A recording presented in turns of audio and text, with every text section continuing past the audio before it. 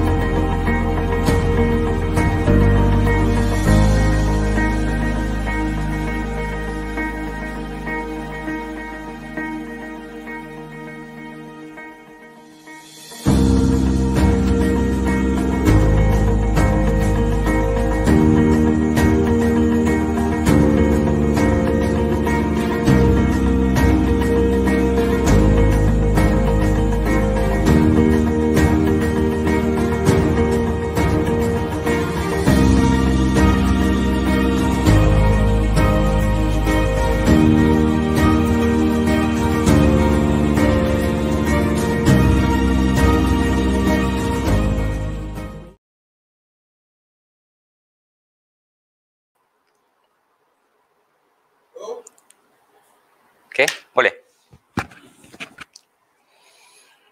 Bismillahirrahmanirrahim. Assalamualaikum warahmatullahi wabarakatuh. Hadirin keluarga Malaysia yang disayangi Allah SWT.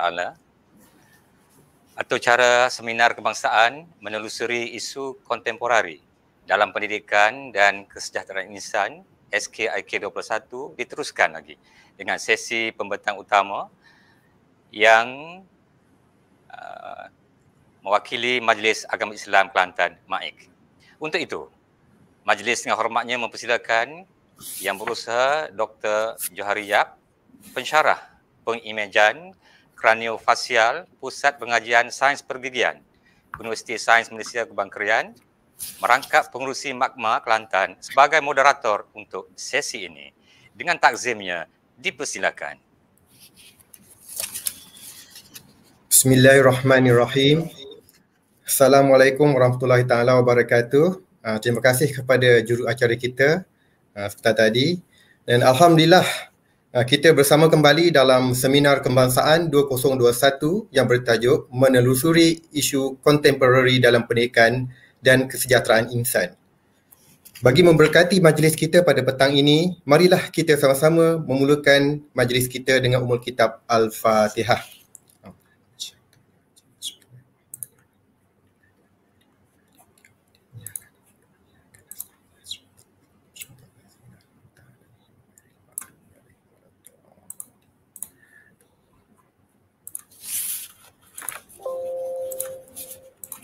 Amin, amin ya rabbal alamin.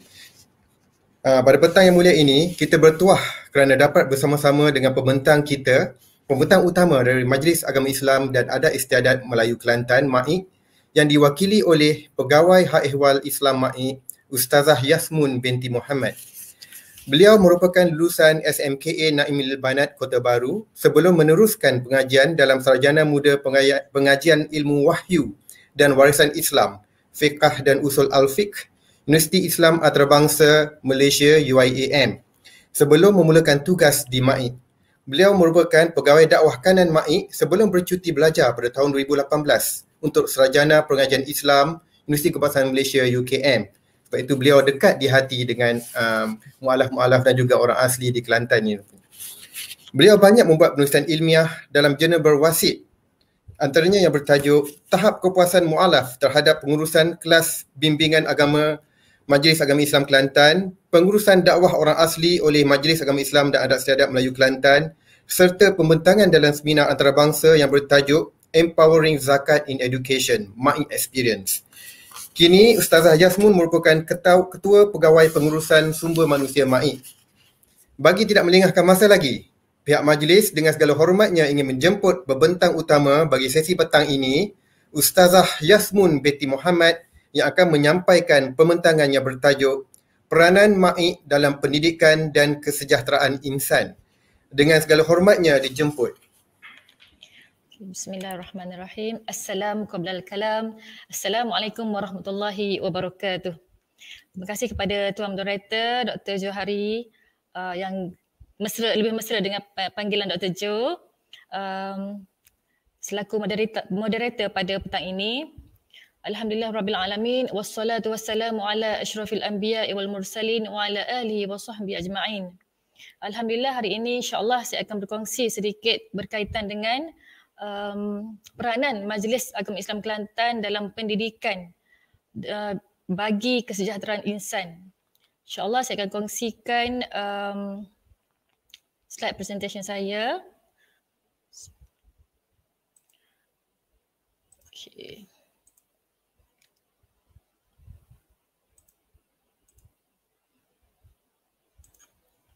Okay, tajuk yang akan dibentangkan pada petang ini adalah berkaitan dengan peranan Majlis Agama Islam dan Adat Istiadat Melayu Kelantan dalam pendidikan bagi kesejahteraan insan. Okay, sebelum kita pergi kepada peranan Majlis Agama Islam Kelantan, sudi saya kongsikan di sini beberapa perkara yang akan saya sentuh dalam pembentangan pada petang ini, iaitu pertama berkenaan dengan konsep kesejahteraan, yang kedua fasa perkembangan pendidikan Islam di Kelantan, yang ketiga sumbangan awal MAIK kepada perkembangan pendidikan Islam di Kelantan, dan yang terakhir insya-Allah saya akan kongsikan bersama berkenaan dengan MAIK dan pendidikan hari ini. Baiklah. Okay, bertemakan kepada program kita pada hari ini, jadi saya sentuh sedikit berkenaan dengan konsep kesejahteraan. Pada hakikatnya konsep kesejahteraan ini tidak mempunyai definisi yang khusus apakah yang dikatakan sejahtera, kerana ia boleh didefinisikan melalui pelbagai aspek. Dan apabila saya membuat sedikit kajian lah berkaitan dengan kesejahteraan ini, pelbagai definisi diberikan oleh penulis-penulis dan pengkaji-pengkaji sebelum ini. Antaranya daripada Ashley 2004, yang mana kesejahteraan merujuk kepada perasaan bebas daripada tekanan, rasa gembira mengatasi rasa sedih dalam jangka masa panjang, perasaan positif dengan kehidupan dan memperoleh apa yang diinginkan seiring dengan matlamat. Costanza pada 2007 juga mendefinisikan kesejahteraan sebagai respon individu atau kumpulan terhadap kegembiraan, kepuasan hidup dan kebajikan. Manakala Wilson mengistilahkan kesejahteraan iaitu suatu keadaan optima yang diukur berdasarkan aspek kepuasan, keyakinan, ketahanan dan kesejahteraan fizikal. Dan satu lagi diambil daripada Britons dan Gonzalez, iaitu satu konsep yang mampu menjelaskan pelbagai bentuk kesejahteraan seperti pekerjaan, kebendaan maupun perkahwinan. Daripada kesemua pandangan tadi, boleh disimpulkan ia merupakan satu bentuk pengukuran kualiti hidup yang diukur secara psikologi atau dalaman yang melibatkan beberapa dimensi seperti kegembiraan, kepuasan hidup, harga diri, kecekapan diri, kehidupan berkeluarga, pekerjaan, pendidikan dan keuangan. Baik, secara umumnya boleh saya katakan di sini kualiti apa yang dimaksudkan dengan kesejahteraan adalah berkaitan dengan kualiti hidup. Ia juga boleh diistilahkan dari segi pelbagai aspek selain daripada perasaan tadi, yang ia mungkin berkaitan dengan ekonomi, sosial, fizikal dan juga psikologi.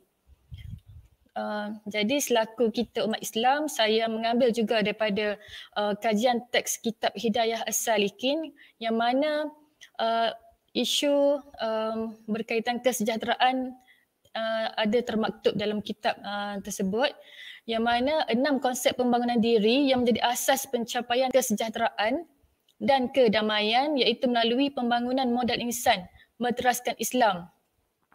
Jadi 6 konsep tersebut adalah: pertama, iaitu pembangunan ilmu; yang kedua, pembangunan akidah; yang ketiga, pembangunan ibadah; yang keempat, pembangunan anggota tujuh; yang kelima, pembangunan rohani dan akhlak; dan yang keenam, pembangunan adab sosial. Jadi apabila kita lihat di sini, konsep yang pertama yang disebut di sini ialah pembangunan ilmu. Aspek yang pertama disebut ialah pembangunan ilmu, yang mana ia merupakan satu prasyarat atau dasar utama yang bawa kepada ketakwaan, yang mana manusia akan terpimpin ke jalan yang benar sekiranya mempunyai ilmu yang cukup. Seterusnya kita rujuk kepada firman Allah Subhanahu wa taala, A'udzubillahi minasyaitonirrajim. Wal yakhshal ladzina law taraku min khalfihim dzurriyyatan dhi'afan khafu 'alaihim falyattaqullah wal yaqulu qawlan sadida. Dari surah An-Nisa ayat 9, yang mana bermaksud, dan hendaklah takut kepada Allah orang-orang yang seandainya meninggalkan di belakang mereka anak-anak yang lemah, yang mereka khawatir terhadap kesejahteraan mereka. Oleh sebab itu, hendaklah mereka bertakwa kepada Allah dan hendaklah mereka mengucapkan perkataan yang benar. Jadi melihat kepada firman Allah ini, kesejahteraan itu boleh dikatakan terletak kepada keyakinan kita kepada Allah, keimanan kita kepada Allah Subhanahu Wa Taala. Sebagaimana yang kita lihat pada suasana hari ini, pandemik COVID-19 banyak memberi kesan kepada kebanyakan masyarakat, yang mana baru-baru ini kita diberitakan tentang bunuh diri dan sebagainya. Jadi kalau kita lihat kembali kepada agama, apabila kita memiliki keyakinan yang tinggi, insya-Allah keyakinan kepada Allah, Allah sentiasa pelihara kita, kita akan dapat redha dengan apa yang berlaku pada hari ini. Jadi berbalik kepada tajuk yang akan dibincangkan, iaitu peranan MAIK dalam bidang pendidikan, adalah tidak adil untuk tidak saya bentangkan bersama di sini berkenaan dengan perkembangan pendidikan Islam di Kelantan pada awal dahulu. Okay, di sini saya ringkaskan peranan MAIK dalam pendidikan Islam di Kelantan sebelum ditubuhkan MAIK lagi ya, iaitu ada 6 fasa semuanya, yang mana zaman awal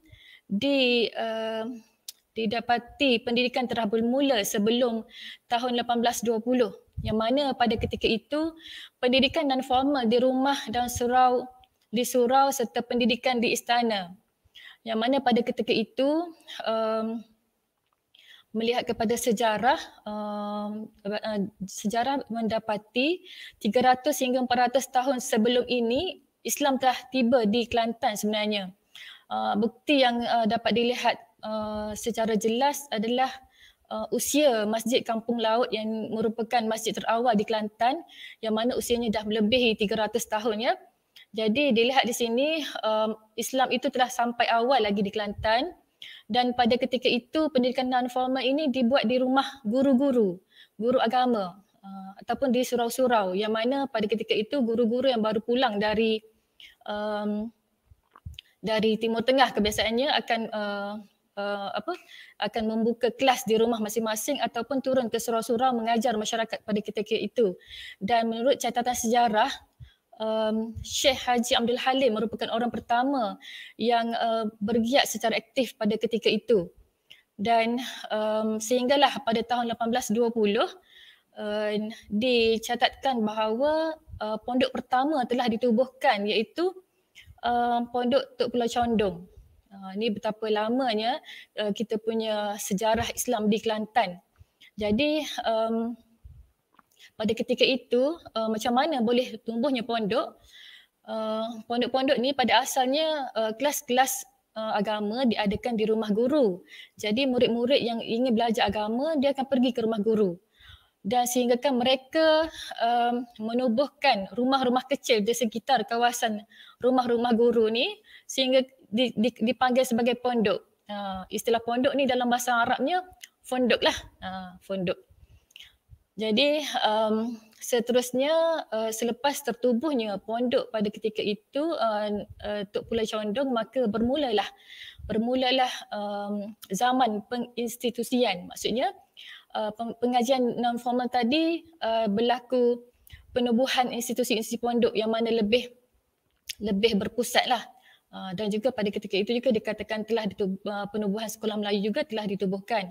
Sehinggalah pada tahun 1909, yang ini merupakan satu catatan sejarah lah, yang mana pada tahun tersebut Perjanjian Bangkok yang banyak berimpak kepada negeri Kelantan, yang mana pada ketika itu Sultan sudah tidak lagi mempunyai kuasa penuh dalam mentadbir negeri, melainkan mendapat nasihat daripada British.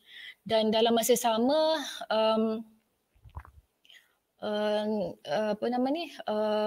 berkaitan hal ehwal agama tidak dicampur tanganlah oleh pihak penjajah pada ketika itu.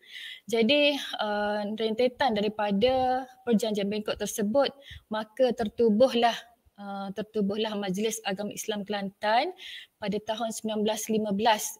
Beberapa orang cerdik pandai pada ketika itu termasuklah Tok Kenali yang kita kenal sampai ke hari ini telah bersama dengan rakan-rakannya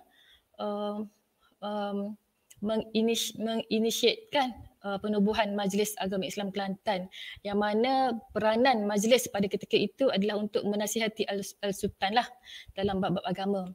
Dalam masa sama, institusi pondok juga telah mencapai kegemilangan pada ketika itu, ibarat tumbuh bak cendawan selepas hujan. Itu istilahnya. Okay, kemudian penubuhan sekolah agama dan sekolah Arab pada tahun berikutnya, iaitu pada tahun 1917, dan juga kelas bahasa Inggeris. Ni kalau kita rujuk balik sejarah ya, macam mana kelas bahasa Inggeris telah ada pada ketika itu yang dilaksanakan oleh Majlis Agama Islam sendiri. Dan masa sama penerbitan majalah pengasuh serta yang dijadikan sebagai akhbar pada ketika itu. Aktiviti pendidikan secara tak langsung telah berlaku juga melalui penerbitan ini, yang mana ia telah memberi kesedaran kepada masyarakat berkaitan dengan kepentingan ilmu, kepentingan untuk kita bangkit menjaga jati diri kita sebagai orang Melayu, yang mana dalam penerbitan, kalau dilihat kepada penerbitan majalah pengasuh pada ketika itu, banyak dikongsikan tentang revolusi-revolusi yang berlaku di luar negara yang memberi semangat kepada rakyat pada ketika itu. Dan sehinggalah pada tahun 1941 yang diistilahkan sebagai zaman perubahan, yang mana pada ketika itu pendidikan pondok mula merosot, sekolah agama dan sekolah Melayu berkembang perlahan, dan begitu juga dengan sekolah rakyat. Ini pasca selepas Perang Dunia Kedua, dalam tempoh penjajahan lagi, yang mana sehingga tahun 1957 barulah kegemilangan itu kembali semula apabila diistilahkan sebagai zaman pemodenan, yang mana pada ketika itu pendidikan pondok mula merosot, sekolah agama pun mula merosot, sekolah Melayu berkembang dengan pesat dan penubuhan IPT. Pada ketika ini dilihat persaingan adalah antara sekolah agama dan juga sekolah Melayu, yang mana kebanyakan rakyat pada ketika itu melihat kepada kepentingan ilmu, tetapi dari segi pendidikan agama agak berbeza berbanding dengan tahun-tahun sebelum itu.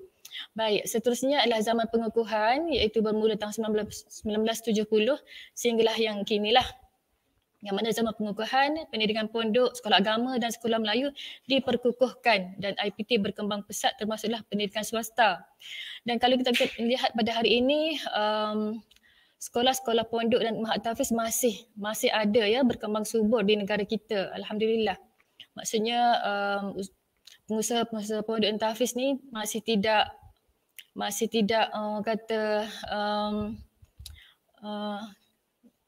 tidak hilang semangat lah untuk meneruskan pendidikan agama.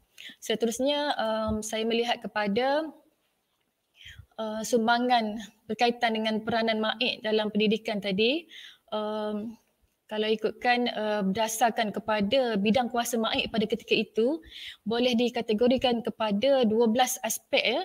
12 aspek yang mana pertama adalah aspek sistem persekolahan itu sendiri. Pada ketika itu MAIK mempunyai sekolah yang ditubuhkan sendirilah, iaitu Mahat Kota Baru. Kemudian dalam masa sama, bagi menguruskan persekolahan ini, MAIK juga bertanggungjawab dari segi perancangan dan perkembangan kurikulum pendidikan Islam, penubuhan lembaga peperiksaan, pentaulihan guru agama. Semua ini berkaitan dengan hal ehwal sekolah lah. Okey, seterusnya kita melihat kepada aspek seterusnya ialah berkaitan dengan kegiatan dakwah dan penjagaan hal ehwal mu'alaf. Yang seterusnya berkaitan dengan penguasaan dan pengawasan terhadap hal ehwal agama dan adat istiadat Melayu Kelantan. Dalam masa sama, pada tahun 1990 juga MAIK telah menubuhkan Perpustakaan Islam yang kini beroperasi di Kompleks Islam Jubilee Perak Sultan Ismail Petra. Seterusnya aktiviti penerbitan bahan bacaan daripada dulu sehingga sekarang lah, yang mana dari segi sejarahnya sebelum tertubuhnya Majlis Agama Islam telah ada matbaah, yang ini tempat percetakan yang menguruskan penerbitan pada ketika itu. Yang seterusnya ialah berkaitan dengan pendaftaran sekolah agama, yang ini termaktub dalam enakmen Majlis Agama, yang mana bidang kuasa untuk pendaftaran sekolah-sekolah agama adalah di bawah Majlis Agama Islam sebagai badan induk agama di Kelantan. Yang seterusnya adalah pengawalan terhadap ajaran sesat dan perbuatan keji. Yang ke-11 adalah penubuhan badan dan rumah kebajikan, yang mana MAIK juga mempunyai rumah kebajikan untuk anak-anak yatim. Pada tahun 1985 telah ditubuhkan sebuah rumah kebajikan Darul Aitam yang kini juga beroperasi di Kompleks Islam Jubilee Perak Sultan Ismail Petra Panji. Dan yang terakhir sekali, pendidikan ini juga boleh dikatakan ada dalam pentadbiran dan pengurusan surau dan masjid. Baik, ini kita katakan sebagai sumbangan awal MAIK lah kepada perkembangan pendidikan Islam di Kelantan. Dari segi sejarahnya, saya lupa nak sentuh tadi. Semasa zaman pengukuhan berlaku perubahan yang besar ya dari segi pengurusan sekolah di bawah kawalan MAIK, yang mana pada tahun 1976 sekolah-sekolah kelolaan MAIK telah diserahkan kepada jasa pada ketika itu, iaitu Jabatan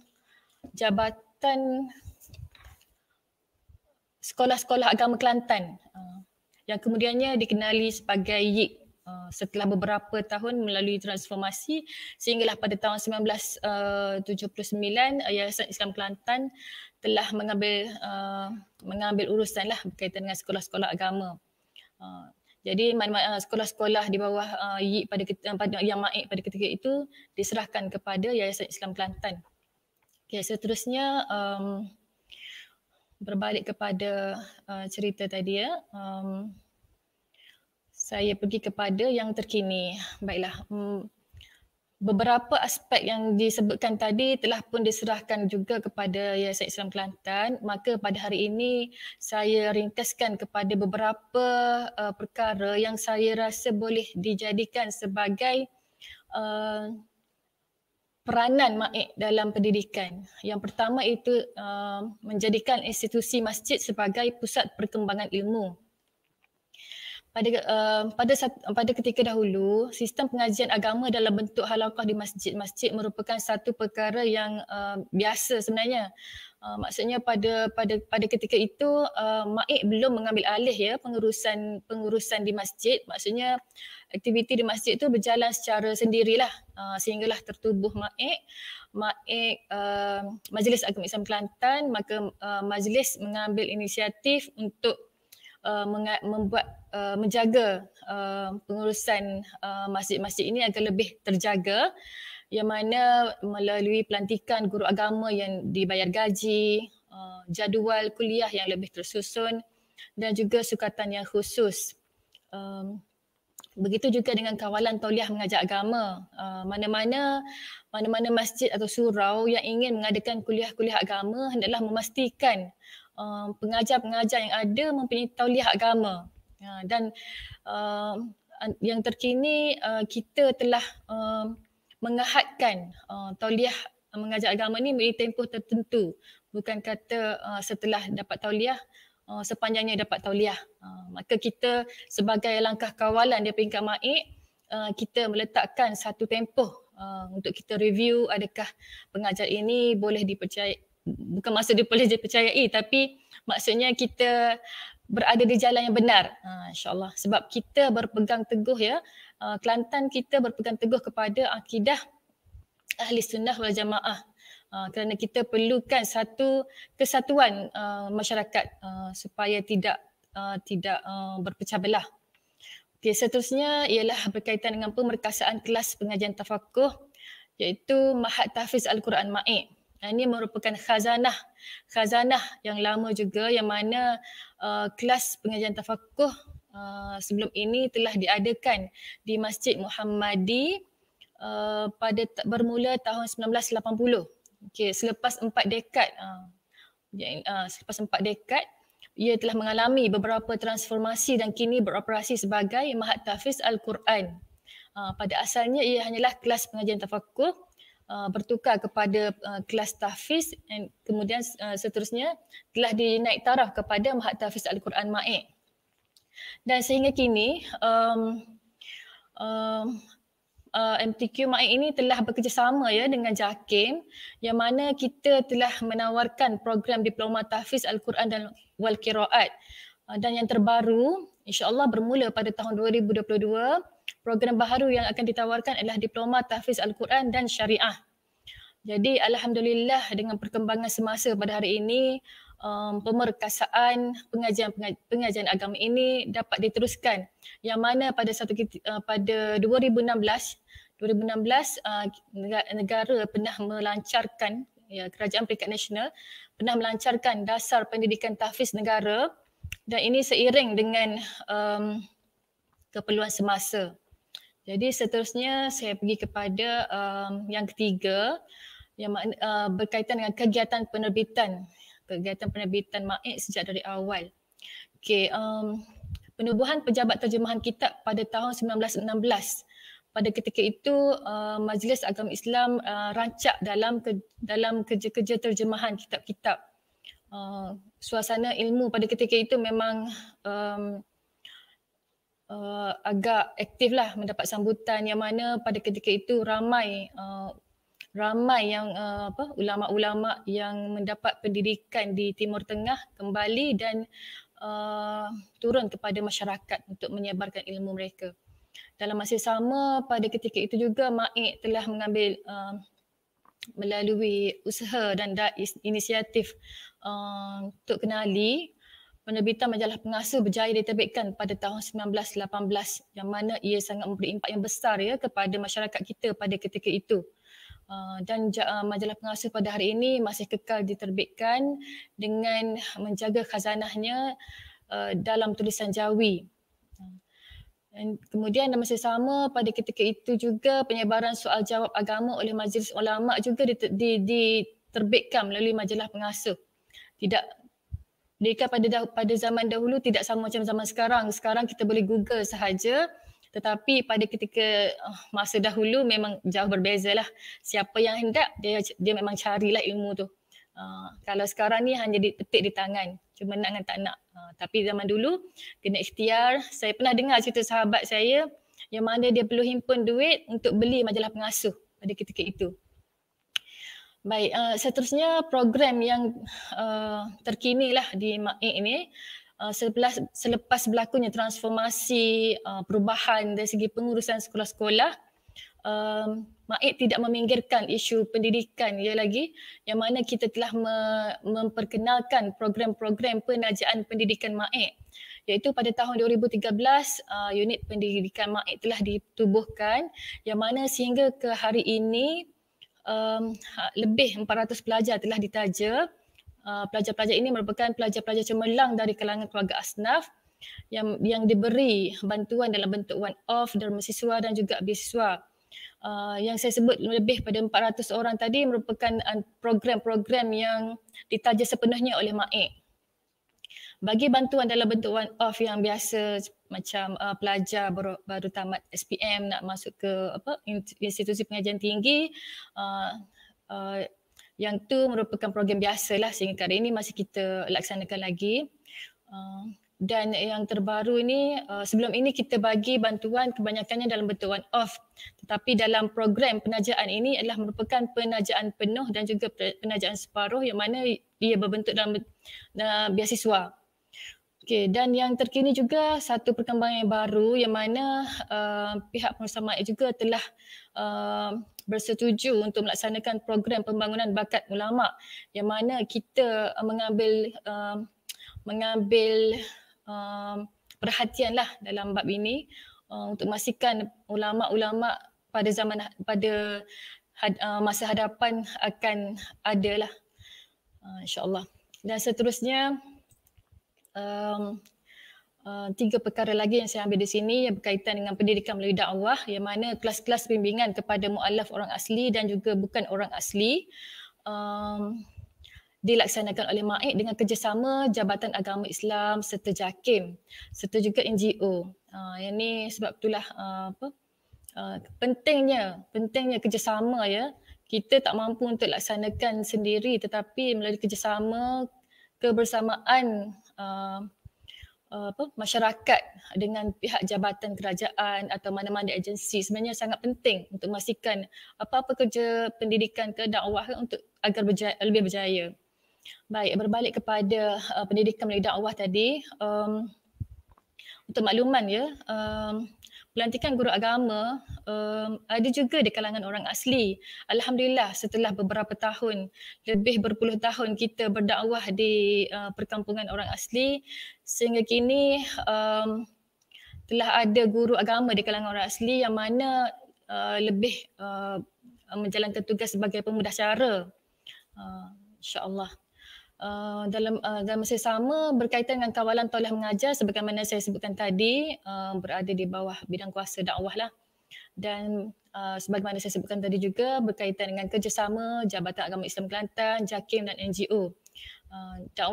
Kerja-kerja dakwah ini dilaksanakan secara bersama, yang mana guru-guru agama terdiri daripada guru agama MAIK, guru-guru halaqat daripada JAHIK, guru-guru takmir daripada JAKIM, serta NGO-NGO seperti MECMA, KIMA, Perkim dan sebagainya sentiasa membantu kami lah untuk melengkapkan lagi kerja-kerja dakwah ini. Seterusnya khazanah yang kita bawa sehingga hari ini iaitu Rumah Kebajikan Darul Aitam Putera dan Puteri juga menjadi salah satu bidang pendidikan juga yang mana kita memastikan anak-anak yatim yang susah untuk dijaga di Rumah Kebajikan Anak Darul Aitam lah. Yang mana kita beri semua kemudahan asas yang lengkap masalah pendidikan dan bimbingan agama. Dan seterusnya berkaitan dengan Perpustakaan Islam MAIK yang mana telah beroperasi sejak 1990 sehingga kini masih beroperasi dengan menjadikan rujukan bahan-bahan agama adalah fokus utama di Perpustakaan Islam MAIK. Dan seiring dengan kemajuan teknologi juga, sistem OPED telah diguna pakai di Perpustakaan Islam MAIK bagi memudahkan pengkaji-pengkaji. Okey, seterusnya secara kesimpulannya saya boleh katakan di sini sebenarnya aspek pendidikan ini menjadi satu aspek yang penting juga kepada MAIK bila mana kita meletakkan antara objektifnya adalah untuk mengeluarkan golongan asnaf daripada putaran ganas kemiskinan bermula daripada akar umbi. Bermaksud daripada anak-anak kecil ini, contohnya yang mana kita juga bekerjasama ya dengan Yayasan Islam Kelantan dan juga Jabatan Pendidikan Negeri, Jabatan Pelajaran Negeri yang mana kita juga menyediakan beasiswa untuk anak-anak di peringkat sekolah lagi. Maksudnya kita berusaha sedaya upaya membantu golongan-golongan asnaf ini mendapatkan pendidikan terbaik untuk anak-anak mereka. Dan saya rasa itu sahaja yang ingin saya bentangkan pada petang ini.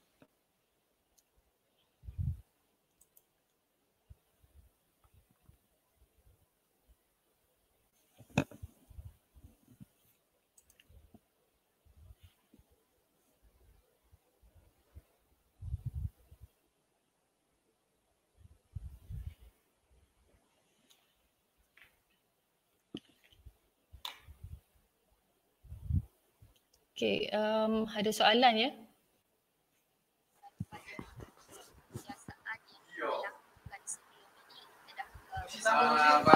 Okey, Dr. Jo. Dr. Jo ada ke? Teruskan Dr. Jo hari ini.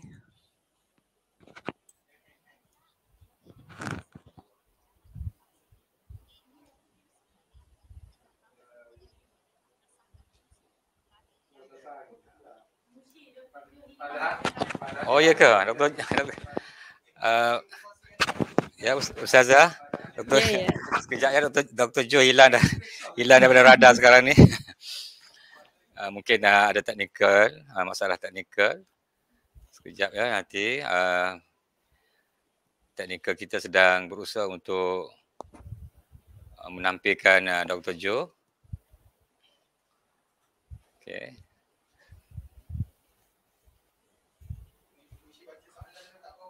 Okey.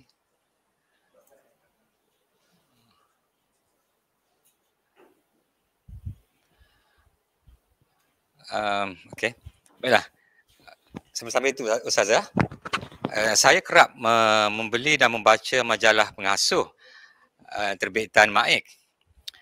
Saya difahamkan MAIK ada menerbitkan koleksi majalah pengasuh. Jadi bagaimana dengan cara untuk mendapatkan koleksi yang lama-lama dan juga dengan harganya dalam situasi kita kata kemurungan ekonomi sekarang ni, harganya adakah dapat dibeli dengan diskaun atau macam mana? Silakan Ustazah. Terima kasih atas soalannya. Koleksi majalah pengasuh. Sebelum ni memang ada usaha kita cuba digitalize koleksi pengasuh yang lama. Itu untuk koleksi kita sebelum ni lah.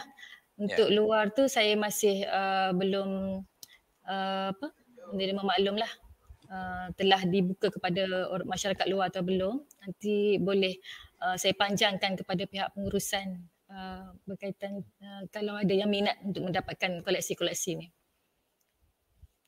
Cuma tadi saya ada Yang lama-lama satu. Yang harga yang majalah lama. Yang lama, tu kena tengok juga koleksi dia masih ada lagi ataupun tidak. Dan satu lagi Ustazah, ada dalam kalangan sahabat yang berminat untuk menulis dalam ruangan pembaca ataupun dalam ruangan dalam aspek bahasa dan sastra macam mana Ustaz? Adakah boleh dimuatkan artikel ataupun karya dalam aspek ataupun domain bahasa ataupun sastra dalam majalah pengasuh? Okey, majalah pengasuh dia ada tema dia sendiri ya. Dia ada tema dia, majalah hadarah dan tamadun gitulah. Dia lebih berkaitan kepada sejarah dan tamadun Islam itu sendiri. Maksudnya fokus majalah pengasuh yang kita bawa setiap hari ini adalah lebih berkaitan kepada sejarah selain daripada ilmu hadis, ilmu Quran, dan sekiranya ia berkaitan dengan khazanah-khazanah lama, maksudnya macam kita koreksi balik jati diri kita, jati diri orang Melayu, kita boleh masukkanlah. Biasanya artikel sebegitu kita muatkan juga dalam majalah pengasuh. Okey Ustazah, Dr. Jo dalam talian sekarang. Silakan Dr. Jo. Dr. Jo, silakan.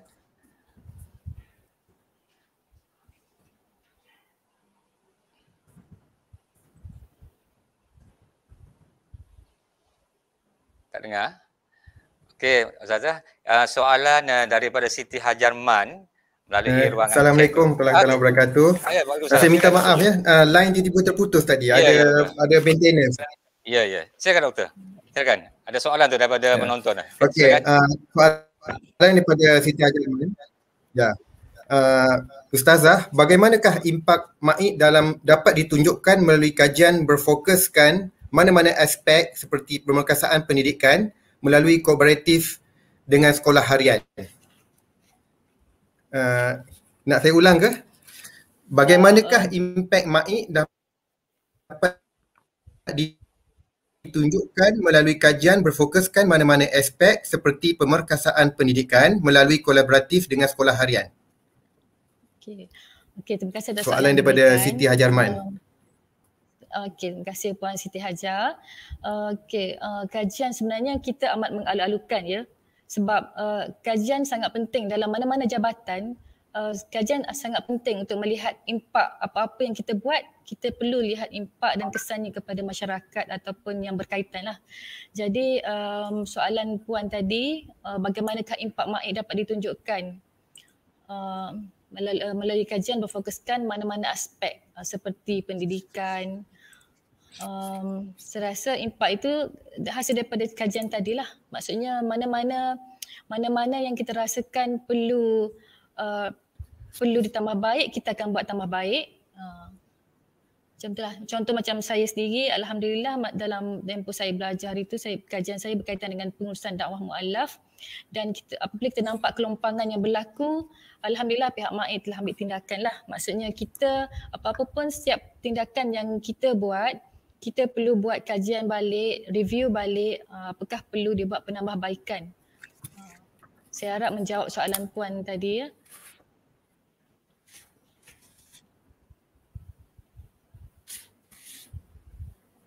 Okey, kita ada satu lagi soalan dan soalan yang terakhir ni daripada PPD Pasir Mas. Dalam meningkatkan penyertaan rakyat dalam sosioekonomi, apa mungkin ada strategi yang boleh dimainkan oleh MAID dalam industri halal? Silakan Ustazah. Terima kasih atas soalan Cik tadi dalam meningkatkan penyertaan rakyat dalam sosioekonomi. Untuk makluman hadirin ya, urusan halal, industri halal telah kita setapkan kepada Jabatan Hal Ehwal Agama Islam Kelantan. Maksudnya kalau ada cadangan berkaitan dengan industri halal, boleh dibincang bersamalah dengan pihak Jabatan Agama, dan mungkin jika ada ruang di peringkat MAID, mungkin boleh dibincang bersama juga. Okey, terima kasih Ustazah. Alhamdulillah kita boleh lihat ya bagaimana sejarah pendidikan Islam di Kelantan secara tidak formal, termasuk pendidikan di istana dah bermula sebelum tahun 1820 lagi. Sekarang dah lebih 200 tahun. Dan MAIK pula secara rasminya ditubuhkan pada tahun 1915 oleh Duli Yang Maha Mulia Sultan Muhammad yang keempat di suatu istiadat gilang gemilang di Pejabat Tanah Lama Kota Baru di hadapan orang kenamaan negeri dan disaksikan oleh sebahagian besar rakyat Kelantan. Dan kini MAIK masih memainkan peranan besar dalam pendidikan insan dengan menjadikan masjid sebagai pusat perkembangan ilmu, pemerkasaan Mahad Tahfiz Al-Quran MAIK serta kegiatan penerbitan program tajaan pendidikan MAIK, pendidikan melalui dakwah, penubuhan badan dan rumah kebajikan, Perpustakaan Islam MAIK serta yang lain-lain lagi. Memang mungkin ramai yang tidak tahu mengenai sumbangan MAIK selama ini. Dan sememangnya MAIK banyak memainkan peranan dalam pendidikan dan kesejahteraan insan bagi masyarakat terutamanya di Kelantan. Dan terima kasih sekali lagi kepada Ustazah Yasmun kerana sudi untuk bersama-sama kita pada petang yang mulia ini. Dan kita bolehlah akhiri majlis pada petang ini. Sekian saja daripada kami. Yang baiknya daripada Allah Subhanahu Wa Taala, yang buruknya daripada saya. Wabillahi taufiq wal hidayah. Wassalamualaikum warahmatullahi taala wabarakatuh. Dan saya serah kembali kepada tuan juru acara. Dipersilakan. Waalaikumsalam warahmatullahi wabarakatuh. Terima kasih ucapan, seraup kata, seraup rasa penghargaan kepada Yang Berusaha Al-Fadilah Al-Ustazah Yasmun binti Muhammad, Pegawai Hal Ehwal Islam, Majlis Agama Islam dan Adat Istiadat Melayu Kelantan MAIK atas pembentangan utama sebentar tadi. Terima kasih Ustazah. Ucapan terima kasih juga dizahirkan kepada Yang Berusaha Dr. Johari bin Yap. Dr. Johari Yap, pensyarah pengimejan kraniofacial, Pusat Pengajian Sains Pergigian, Universiti Sains Malaysia Gebang Krian, merangkap mengurusi Magma Kelantan sebagai moderator untuk sesi ini. Terima kasih Dr. Jo. Terima kasih.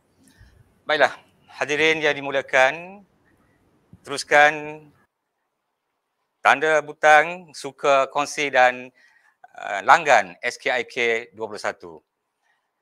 Seminar diteruskan lagi dengan sidang selari 2. Sebelum tu, untuk makluman, kita akan lakukan 3 lagi cabutan misteri kepada penonton yang bertuah pada petang ini. Teruskanlah mewawarkan SKIK ini kepada rakan tawalan. Berdoalah kita semoga kitalah menjadi penonton bertuah. Pusingan pertama. Siapa yang kena? Siapa yang bertuah?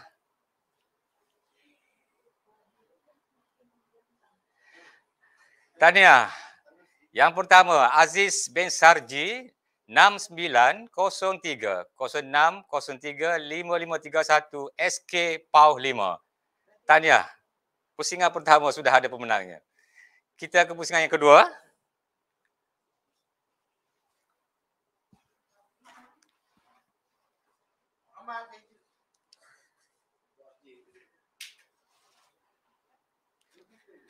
Tahniah, Nurul Baizura binti Asril 8404-2013-5510 SK Sikamat Seremban Negeri Sembilan. Tahniah. Pusingan ketiga. Siapa yang kena? Rezeki siapa yang ketiga ini?